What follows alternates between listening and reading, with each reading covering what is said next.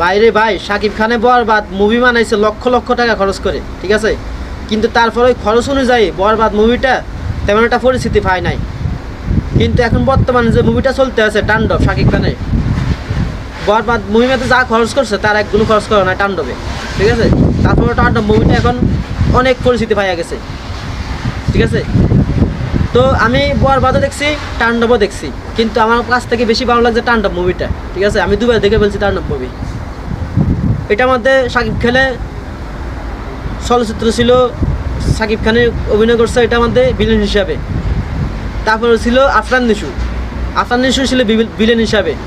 তারপরে ছিল সিয়ামও ছিল ভিলেন হিসাবে। 3 জন চলচ্চিত্র নায়িকা ছিল ভিলেন হিসাবে এটা আমাদের। তো চিন্তা করে দেখেন কত হিট হচ্ছে ছবিটা।